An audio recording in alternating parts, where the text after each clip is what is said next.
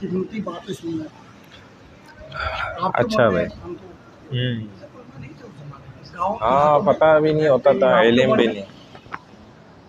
बिस्मिल्लाहिर्रहमानिर्रहीम। शरई मसाइल का इल्म इस उम्र से ही हासिल होना ये बहुत कीमती बात है कि आपको, हाँ, इतने वक्त से जो है ना ये अहम मसाइल का इल्म हासिल हो जाए। तो कल भी हमने जो बात की थी, मैं थोड़ा सा दोहरा देता हूँ कि देखो, जब नए नया बालिग होते हैं ना, लड़के की उम्र जो हमारी शरीयत में है वो 11 साल है, लड़की की उम्र 9 साल। यानी इतने उम्र में वो बालिग हो जाते हैं, बड़े हो जाते हैं। उसको दूसरे आसान अल्फाज में यूँ कहा जाता है। तो उसके चंद मसाइल ऐसे हैं कि जिनका जानना बहुत ज़रूरी है, फ़र्ज़ के दर्जे में। जैसे नमाज फ़र्ज़ है ना फ़ाइज़ भाई, ऐसे ही क्या है, इन मसाइल का जानना भी फ़र्ज़ होता है, ताकि हमारी तमाम इबादात, फिर हम कुरान भी पढ़ते हैं माशाल्लाह, कुरान याद करते हैं, अल्लाह का कलाम हमारे सीने के अंदर महफूज है, बहुत बड़ा इल्म है। इसका आपको अभी अंदाज़ा नहीं है, लेकिन जब आप थोड़े और बड़े हो जाएंगे तो आपको पता चलेगा। ये ऐसा इल्म है, इसीलिए हाफिज़ कुरान को तो ये भी कहा गया कि भाई अगर कोई इससे लड़े भी तो ये उसको मना कर दे, भाई मैं नहीं लड़ सकता। जैसे रोज़ेदार को मना किया गया ना, वो कह देता है मेरा रोज़ा है भाई, मैं नहीं लड़ सकता, मैं ये काम नहीं कर सकता। ऐसे हाफिज़ कुरान को भी, और अगले को जब पता हो कि हाफिज़ कुरान है तो उसको खुद भी नहीं लड़ना चाहिए। तो इसीलिए शरीयत के मसाइल सीखना बहुत ज़रूरी है। कल हमने क्या मसला सीखा था? हमने ये सीखा था कि जब इंसान बालिग हो जाता है तो फिर उसको एक तो एहतलाम का पता होना चाहिए, दूसरा उसको गुस्ल का पता होना चाहिए, तीसरा उसको अपने बदन की सफाई सुथराई का इल्म होना, ये बहुत ज़रूरी है। आप सल्लल्लाहु अलैहि वसल्लम का तरीका क्या था कि आप अलैहिस्सलाम जो ये बगल में बाल आते हैं ना, जब बालिग होता है तो ये बाल पैदा होते हैं, तो इनको आप खींच के उखाड़ते थे ताकि ज़िंदगी भर इससे जान छूट जाए। और फिर ये आपके इस, क्योंकि इंसान है ना, पसीना भी आता है, तो इसके लिए भी बड़ी ज़बरदस्त चीज़ है ये कि आपको पसीना भी आएगा और इंशाल्लाह उसमें कोई बदबू नहीं होगी। और ये सुन्नत अमल जब आप करेंगे ना उसमें, तो आपको फ़ायदा होगा। लेकिन क्या होता है, जब इंसान बड़ा हो जाता है, वो इसको काटता रहता है, तो उससे ये मजबूत हो जाते हैं बाल, फिर इनको खींचना उखाड़ना मुश्किल काम होता है। लेकिन अब तो खैर ऐसी वैक्स और वो आ रही हैं क्रीम वगैरह, उससे साफ़ कर सकते हैं। दूसरा मसला हमने सीखा था कि भाई जब बालिग हो जाता है ना इंसान, अब इसके ऊपर नमाज भी फ़र्ज़ होती है, रोज़ा भी फ़र्ज़ होता है, और इस पर गुस्ल भी फ़र्ज़ होता है। जब ये, अगर इसको एतलाम हो जाए, सोते की हालत में हो जाए या जागते की हालत में कोई ऐसा अमल हो जाए, तो उस सूरत में क्या करेगा? गुस्ल करेगा। और गुस्ल का हमने क्या तरीका सीखा था भाई? 3 फ़र्ज़ हैं गुस्ल में। अगर आपका रोज़ा नहीं है तो गरारे समेत कुल्ली करना, नाक में पानी खींचना ऊपर तक, अगर रोज़ा नहीं है।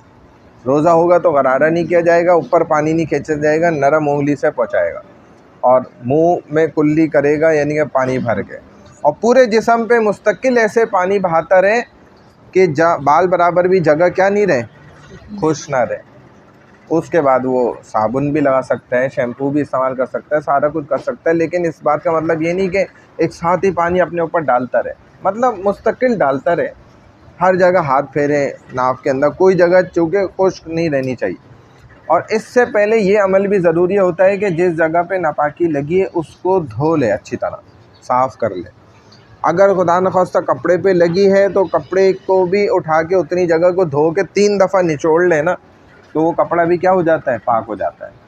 जैसे मिसाल के तौर पे ऐसा होता है भाई, हम भी इज्तिमा में गए थे, अब उधर इंसान 6-6 दिन लग जाते हैं, 1.5 दिन जाने का सफ़र है, 1.5 दिन आने का है, 3 साढ़े 3 दिन उधर इज्तिमा गाह में लगते हैं।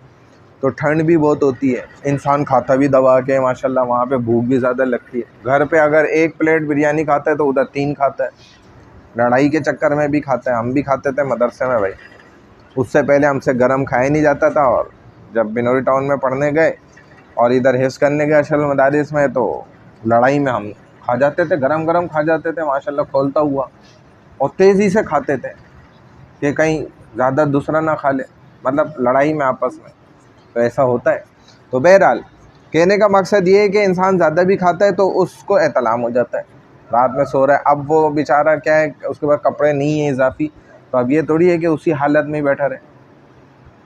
जैसे इस मस्जिद का वाक़या, एक बाबा जी आ गए, बड़ी उम्र के थे, और वो आकर जो है ना कह रहे हैं कि जी वो मुझे एहतलाम हो गया था, और मैं सिर्फ नीचे से धोकर आ गया हूँ क्योंकि मुझे तो ठंड लग रही थी, और इधर आ गए मस्जिद में। अभी देखो ये कितनी ख़तरनाक बात है ना, बेचारे कितनी बड़ी उम्र के हैं लेकिन उनको ये मसला बेचारे को पता ही नहीं। ये हम अंदाज़ा नहीं कर पा रहे कि आपको इतना कीमती मसाइल इल्म माशाल्लाह उसका मिल रहा है। तो ऐसी हालत में मस्जिद में भी नहीं आ सकते। अगर एतकाफ़ में है तो फ़ौरन आप चले जाएं और जाके गुस्ल करके कपड़ा या तो धोकर पहन लें या बदल के आ जाए। और जो नापाक कपड़ा हो उसको अगर आपने बदला है, नापाक कपड़ा है, तो उसको हिफाजत से किसी चीज़ में, थैली में ऐसे में डाल के आप ऐसी जगह ही लटका दें जो मस्जिद से बाहर की जगह ही हो, या ऊपर ही छोड़ के आ जाएं। भाई अपने घर वालों को कहते हैं भाई मेरे गंदे कपड़े वहाँ से ले। पूरा बताना ज़रूरी नहीं है, इतना लफ्ज़ कह दिया गंदे हैं बस वो समझ जाएंगे भाई, क्योंकि ये अलग धुलने चाहिए। बात समझ लें, शरई मसाइल। फिर सफाई सुथराई के मसाइल ये हम पढ़ते नहीं है, सीखते नहीं है, पता ही नहीं है।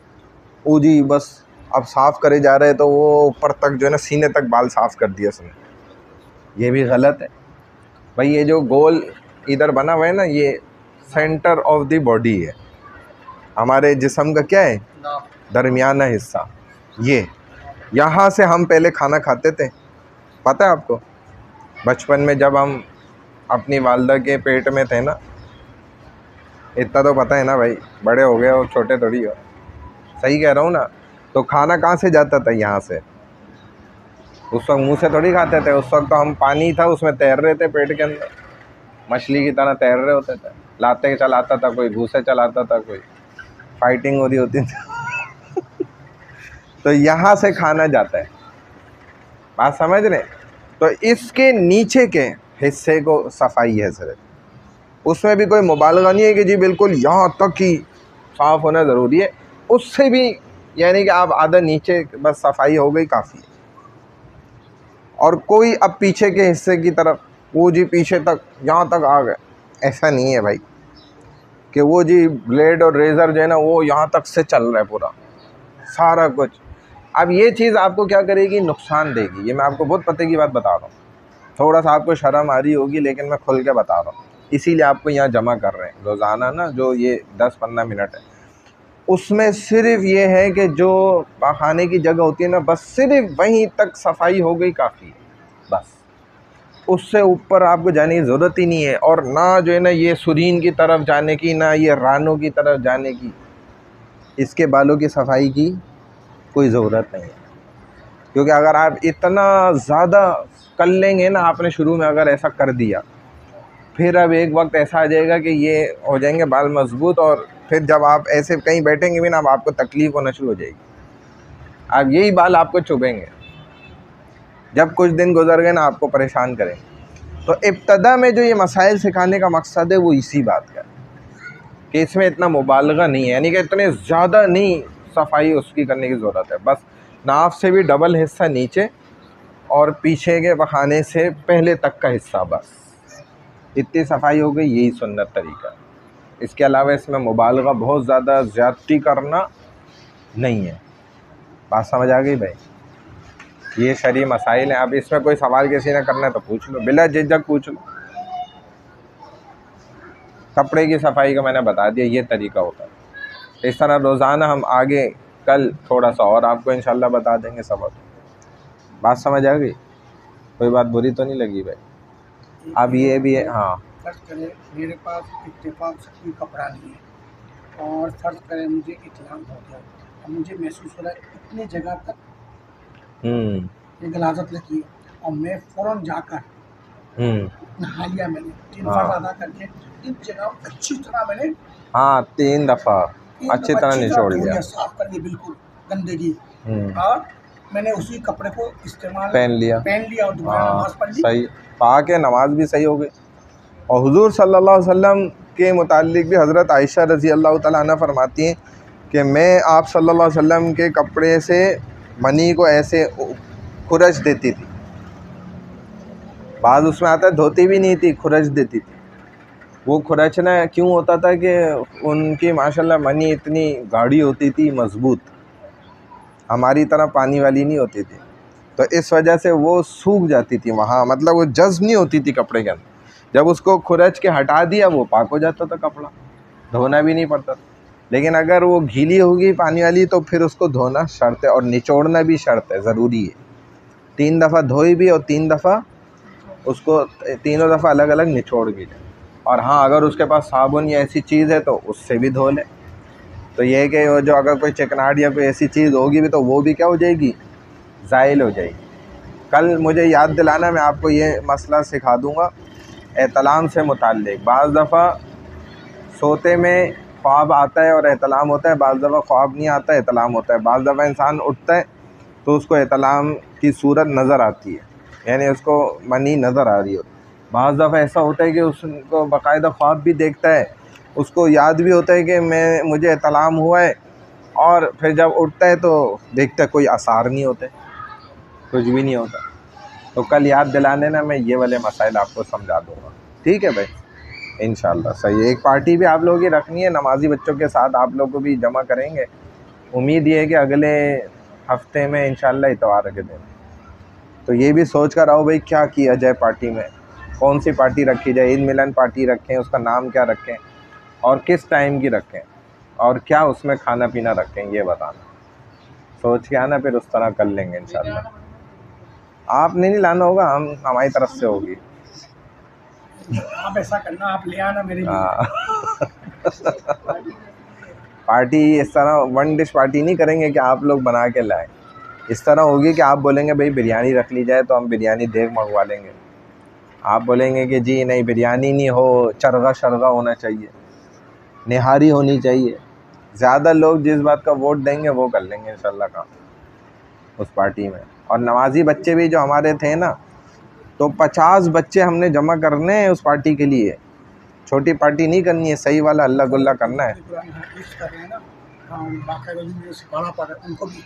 वो भी आ सकते हैं। और नमाजी जो है ना, असल उन बच्चों पे मेहनत करनी है जो नमाज में आ रहे थे पाबंदी से। तो जो आपको बच्चा ऐसा मिलता रहे उसको भी फैला दो, ये बात आग की तरह फैला।